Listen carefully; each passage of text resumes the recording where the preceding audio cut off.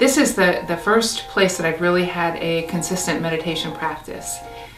And the thing that I have learned the most, and I continue to learn, is more about how my mind works. To see all the places it jumps and all the places that it struggles and all the places that it does all the various things that before I seemed to have no control over.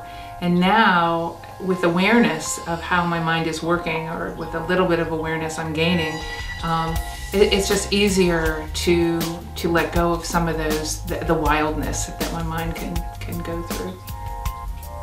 So with our practice of meditation called shamatha in Sanskrit, or shine in Tibetan, the translation is peaceful abiding.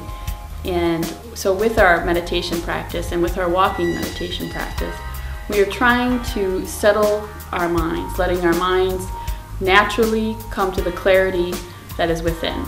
So with practice, and lots of practice, that our minds become more clear, more focused, more stable, more flexible.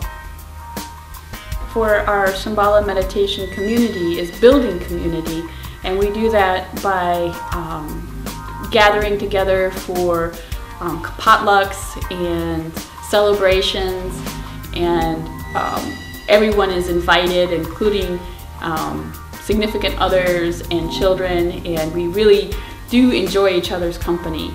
And we are trying to be a community, not a club. So differing opinions and different people are what makes us rich.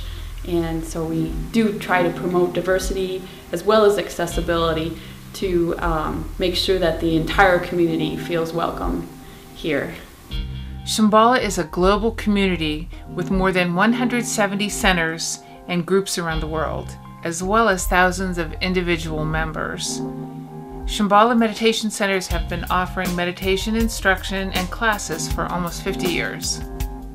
What's most challenging about meditation is staying on that cushion, you know? I mean, sometimes it's so easy to just be there and do it, and other times, you know, my mind is going crazy, I'm thinking about all kinds of things, I want to get up and do other things, and it's just really hard to let myself sit there and settle.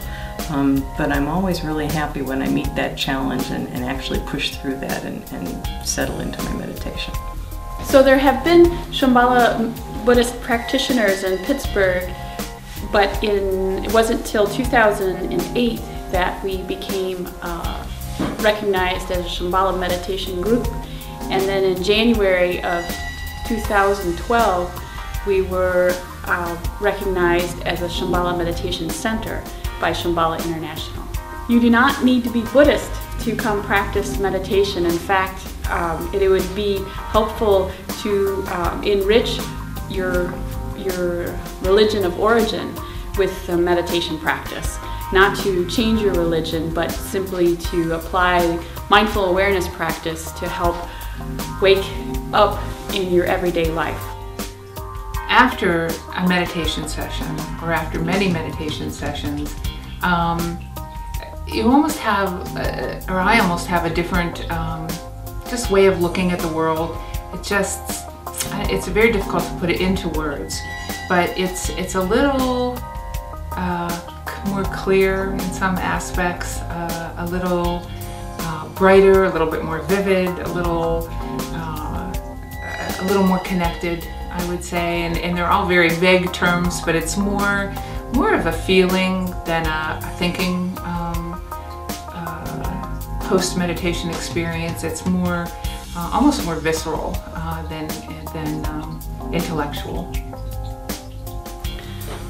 So the Shambhala Meditation Center is pretty new to Pittsburgh, but we are already getting so many volunteers that we are, as our teacher says, turning the flower outward and engaging in social activism activities around the city, trying to help enlighten our community with volunteering and in the schools and in the prisons and working with youth. So we are trying to help the whole community of Pittsburgh. Pittsburgh is very lucky to have Kalapa Acharya Adam Lobel, a senior teacher in the Shambhala tradition. He is a Buddhist minister and a Harvard scholar of philosophy and religion. What we're talking about when we meditate or when we hear about teachings in Shambhala or Buddhism is simply reflection on what we already are. He teaches many classes and offers public programs on a variety of topics. You know, I've been reading Buddhism for years and years, and I never had a meditation practice. And people used to say to me, you can't really get into it without actually practicing it. And I would say, nonsense, I'm into it, I'm reading it all the time. And once I started a meditation practice, I saw what they meant. It's a way to get more deeply into the teachings. It's a way to relieve stress. It's a way to relax into the present. I just feel wonderful ever since I've started doing this. I'm really excited that I have this dimension in my life. So we are located behind the Western Pennsylvania Family Center in a renovated stable or carriage house. And the doors and bathrooms are ADA accessible, which we're very happy to find in Pittsburgh. And we have a full kitchen, and upstairs we have a space that's dedicated for children to play in while their parents are meditating down here in the meditation hall. So we have tried to eliminate as many obstacles as we can to make meditation accessible to everyone. The health benefits from meditation, I think, are numerous. The one that I found most beneficial for me is just slowing down and looking at things that are important and what isn't important.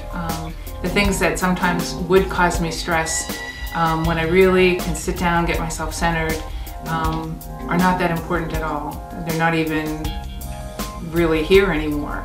So I'd be, in the past, become very stressed out and very agitated about certain things, and then when you sit and you just quiet down, you realize that those things aren't even there, not even important. Well, what inspires me to come to the Shambhala Center is that it's a fantastic place to learn the teachings from the ground up. I have sat with some other groups, but I never had foundational training, and so coming to the Shambhala Center lets me really get into this meditation practice from the very beginning. You know, it lets you come as a beginner and learn all the steps and learn why people do things the way they do, and just practice it as you want to practice it. It doesn't have to be practiced as a religion or even a philosophy. It can just be practiced as a sort of centering device, a way to be here now, and it's wonderful. Because we are a volunteer organization, all our expenses are paid through donations. We primarily communicate using our website, so please do check our website frequently for updates on events and offerings and when we're open. With everything that we offer here, the courses, the meditation sessions, the weekend retreats, they're all offered regardless of ability to pay. So anyone, everyone is welcome. Look forward to seeing you soon.